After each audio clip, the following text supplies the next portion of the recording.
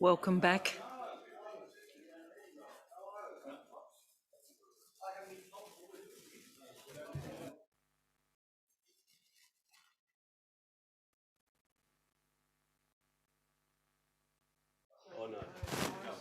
Welcome back from that busy session.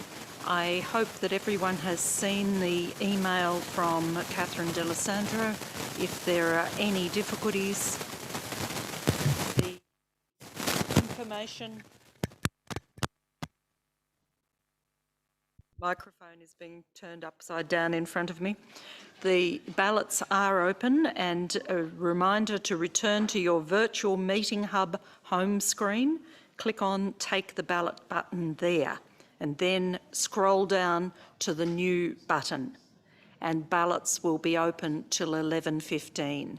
Remember, if you are having trouble with that, look at the email, check the directions, and then contact the 2020 email if you're having trouble. Most ballots are rolling in. We will start the session at 11, although the ballots do not close until 11:15. The session will begin with a minute of appreciation, and then the facilitation group will be introducing Working Group 2, and before lunch we'll be off to that.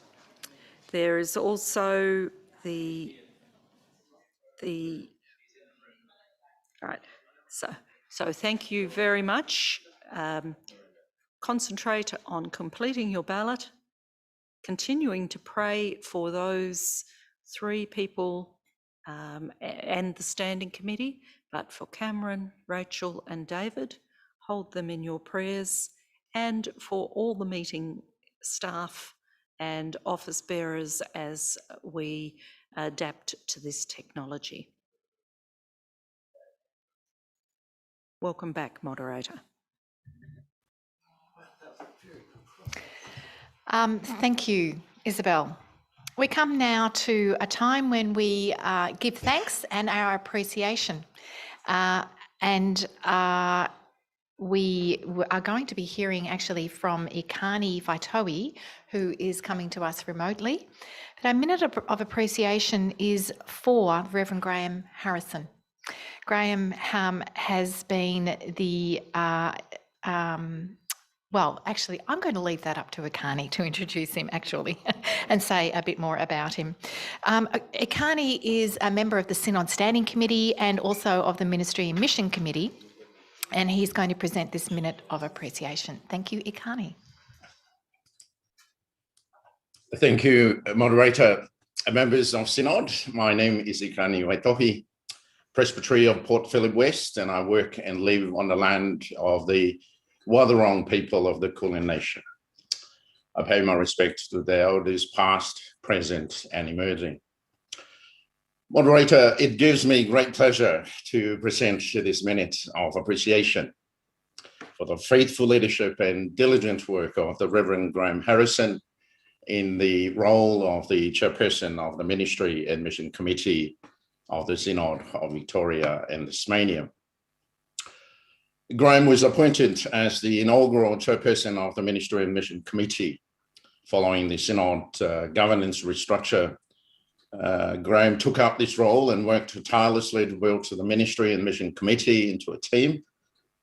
Graham's quality of leadership and experience has served the committee well over this time of transition and consolidation, often dealing with complex situations and navigating uncharted territories.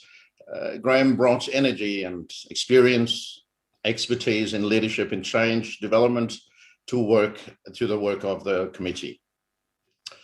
As former chairperson of the Board of Mission and Resourcing, convener of the Board Strategy Committee, and as a member of the Major Strategic Review, Graham's experiences had a significant impact in the shaping of how the M&M Committee works, turning its attention to the vision and mission principles and contributing to how the committee relates to all the various different bodies under its oversight and with whom it is partnership.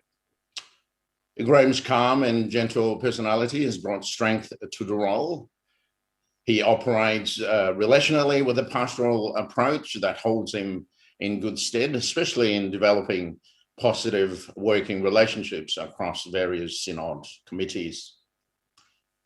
Graham has a unique gift in building teams to move projects towards completion and to reflect upon progress and work together to overcome any obstacles along the way. Graham has initiated tough conversations within the meetings to bring about awareness of the urgency to resource the church to be church in new ways. Graham's lifelong passion for God's mission to be expressed in the world through the ministry of the church remains his inspiration and unwavering commitment. Graham has been consistent in wanting the church to be its best and naming where he sees that the church is not. So, moderator, the Synod expresses its deep gratitude and thanks to the Reverend Graham Harrison for all that he has given of his gifts, given of his time and dedication to the Synod's work as the chairperson of the Ministry and Mission Committee. And so we wish Graham's God's rich blessings for the journey ahead as he continue in God's ministry in different ways. So I commend this minute of appreciation to the Synod, and thank you, moderator. Thank you, Ikani, for those words. I might invite Graham himself, Reverend Graham Harrison, to give a response. Thank you, Graham. Moderator, members of Synod, Graham Harrison here as Chair of the Ministry and Mission Committee, and also living and working on Wurundjeri land. I would like to say thank you for a minute of appreciation in the midst of a really busy Synod meeting. I just want to say in this time, I'm a bit overwhelmed by all that I've heard in that minute.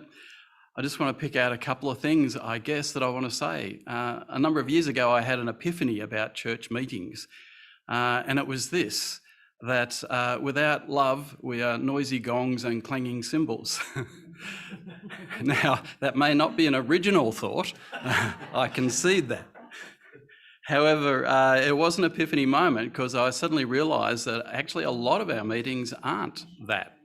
And so from then on, I've considered vital that every meeting I'm part of needs to have relationship and loving relationship with one another. So it's by no accident that that's part of our M&M experience. It's no accident that I've sought to have good relationships across committees, and I've got to say, the more I've loved these people at Synod, the more I've appreciated just how faithful and wonderful they are. So the minute of appreciation really is not just for me, it's that I'm in amongst a group of wonderful, faithful people. I want to say a couple of other things, and one of those is that years ago, when I started on the board of Mission and Resourcing, there was this talk of mission, and everyone would talk of mission. If we're going to give grants to congregations, it's on the basis of mission. They've got to have a good mission or a missional understanding. And everyone would say, yeah, but what's mission? What is good mission? And it sort of peter out, and would say to the presbyteries, only send us good grants if they've got good mission. Presbyteries would say, yeah, but what's good mission? What is mission? And so the church sort of floundered for a long time there. And when it came to the major strategic review, it identified that one of the problems in our church is that we find it hard to work together because we don't have a common understanding of mission. And so the biggest thing that the major strategic review offered was a strategic framework, helping us to have a common basis for understanding mission, a common direction, a common set of strategic priorities. And these have served us well. I've really noticed the difference of us pulling together around this strategic framework. So it's just one of the great things that God has done in the life of our church. And it's for that reason that I became chair, or offered myself as chair of M&M, and to continue on with those changes around the mission in the life of the church. And it's God's mission, not ours. And finally, I'd like to say that it really has been a pioneering time, and at times we've been floundering, saying, how do we shape this? How do we create this? How do we do these new things? And M&M and Elm have worked hand in hand to do that. It's been a great partnership, and I've got to say that my admiration for particularly Reverend Dr. Jennifer Burns and what she's created in Elm is just astonishing. It's just amazing. So it's been a privilege to work hand in hand with Elm, to have that oversight, to know that we're on the same wavelength. There's a strategic framework, and it's just been a great pleasure. The church has got many more challenges ahead and will continue to do so long into the future. But I commend us all to the grace of Jesus Christ. It is God's church, it is God's mission, it is God's world, and isn't it great to be part of it? So thank you, moderator, members of Synod, and I value your appreciation, and it's returned likewise to you.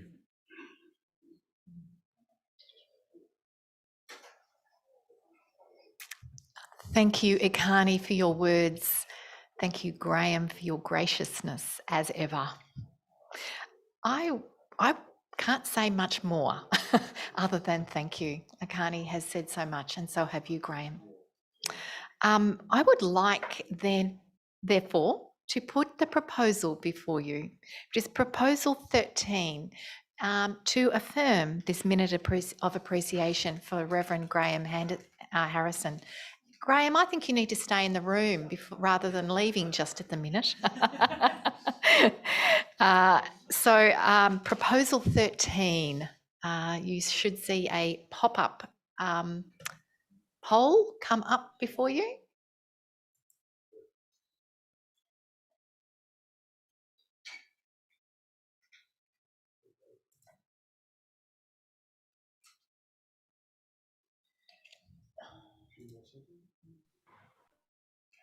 Few more seconds.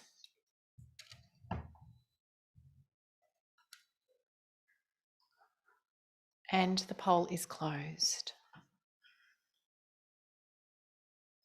We have consensus. I think I invite everyone to clap at home.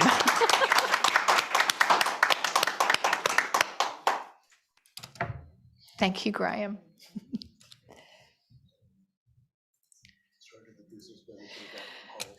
I'd like to just pass across to our business manager, Sue Clarkson, who's going to speak to us a little bit about the ballot. Thank you, Sue. Thank you, moderator. It seems that no matter how many times you test something prior to a meeting, that doesn't ensure its efficacy during the meeting. We're currently speaking with the company about what happened. We believe that the poll is now shut, even though its registering is still open for us. We believe at this stage that we will need to rerun that poll once we've spoken to the company to get their assistance for why it has glitched in the way it has. So we're very sorry about that. We will, and particularly to the moderator nominees who have been well versed in timeframes for what we're doing, but we will get back to you as soon as we have got this sorted with a new time frame for the way the ballots will work. Apologies once again. So the ballots that you've just cast will not be taken, and we will be having a new poll. You will need to vote again. A new ballot, sorry, you will need to vote again. And apologies to the Synod members. Thank you, moderator.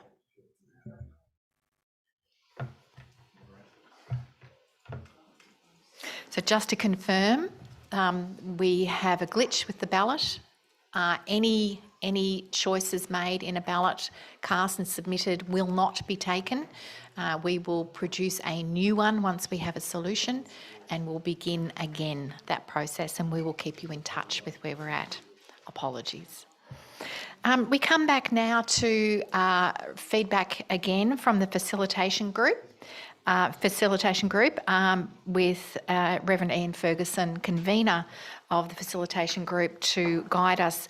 This is going to include, I think, a little bit of feedback from previously, as well as some introduction to Working Group 2. No, we've done some more work on the proposal, on the climate justice proposal. Fantastic. Okay, let's go ahead with that. Thank you. Okay. Thank you, Moderator. Ian Ferguson, Port Phillip West Presbytery. I live on Wurundjeri country. I'm the convener of the facilitation group.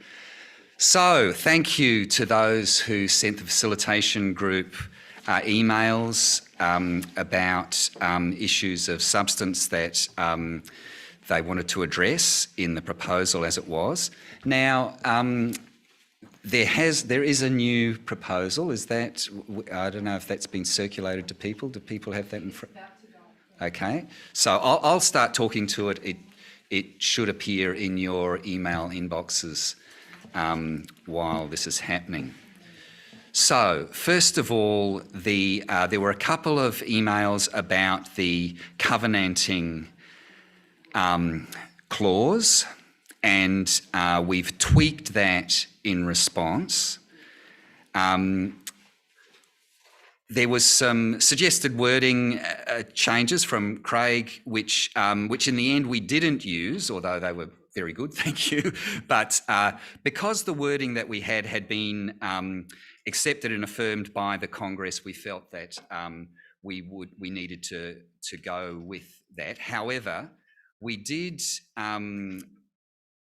change to clarify that the covenant is between the Uniting Church and the UAICC, not between the Synod and the UAICC, and that is a separate relationship to that with our partner churches in the Pacific. So we've added the Uniting Church in there instead of the Synod, and we've put a comma to separate out those two relationships. So that's the first thing. I'll probably jump around a bit here. So clause I,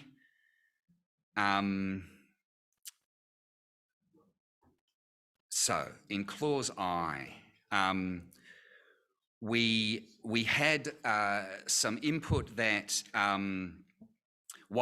we were asked why the government wasn't being asked to the Commonwealth government wasn't being asked to commit to net zero emissions by 2050 when the Victorian government and the Tasmanian government were. It turns out that was just an oversight that that had slipped out of the proposal from the report, the consultation report. If you read that, you'll see the recommendations in there do contain a net zero emissions recommendation. So we've put that back in as clause I number 2. Net zero greenhouse gas emissions by 2050 at the latest. We got feedback about the wording of what was clause I3, but with the insertion of that new clause is now clause I4. We got feedback that the way it was written was not in the form of a proposal, that it had sub-clauses and explanatory things. So it's been rewritten in the form of a proposal with exactly the same information in it. So it now reads, not providing financial support, so this is to call on the Commonwealth Government to commit to not providing financial support to new natural gas developments, assisting businesses to reduce or eliminate any dependence on natural gas, and Australia's natural gas requirements being met by reserving a portion of existing production, as is already the case in Western Australia. Nice big long sentence, but says all that needs to be said. Okay.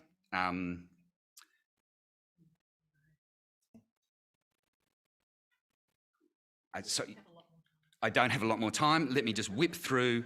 Then we've added in the comment about the temperature rise to 1.5 degrees above pre-industrial levels. We've added that in. There was a strong feedback, debating Mark about the black coal, phasing out of black coal. We decided to go with what was already in the recommendation on the basis that this recommendation is about phasing out of coal, not cutting off the mining of black coal. So what else? Nigel's suggestion about reporting back to Synod 2022 with an update has been incorporated in G, and there was a suggestion that we add in a reference to stewardship. However, the consultation report actually encourages us to deliberately avoid the use of the word stewardship. So I encourage Synod members to check out the theological rationale in that report. Okay. I think that's enough from me for the moment. Thank you. Let's see how we go. Thank you, Ian. A bulk of work being done. It's the new proposal that Ian has been referring to is in your reports portal, and it is just being distributed by email as well. So please find that proposal, open it and look at it. And as you do, perhaps consider whether there is something in particular, in light of the Synod meeting that we have and the time we have available to us, whether there is something in the proposal as it stands, just being emailed out to you now, that you could not support, or could you support it as it stands? Otherwise, we may have to have another proposal that we, as we did with our test run at the beginning of our meeting, with testing our polls about whether we continue to Monday afternoon. So to assist the Synod in its work in this meeting, in this virtual environment, could you support the proposal as it stands? What would be essential change to allow that support? So they are the considerations. I'm wondering, we don't have time at the moment to come back to the other proposal in relation to family violence and for temporary visa holders. I'm wondering if you could guide us for our next working group. Okay. Yes. Thank you. My head has been very much in this proposal, so let me just recalibrate and... So yes, working group 2, which is coming up, we'll be looking at proposals 6 and 9, which are the online gambling, two more Jim proposals, the online gambling proposal and the online child exploitation proposal. So yes, same deal as yesterday. You'll be automatically sent to your group. There'll be questions that you'll be invited to respond to in each of those proposals. It really helps the facilitation group if you feel that it's not quite right to suggest alternative wording. That's really helpful. But give us all your feedback. Thank you. Thank you, moderator.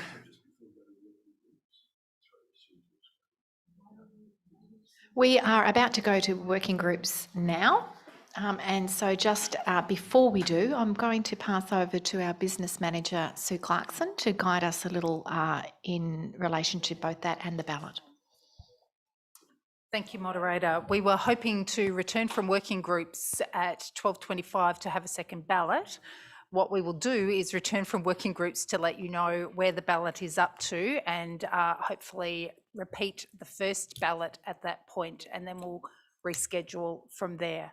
So that's our hope and expectation at this stage, and we hope that you have a good time in working groups. So stay in the Zoom meeting. We'll send you out to working groups, and then we'll suck you back in at 12:25. Is that the right terminology? I don't know. It is now. It could take a moment for you to get into your groups because it's a lot of shuffling, and the working group team are working fast at the moment, but we'll be sending you out just now. You ready to go, working group team? Yes. Some people will go now, some just kind of, pretend you're in an elevator and sing some music to yourself. Thanks, moderator.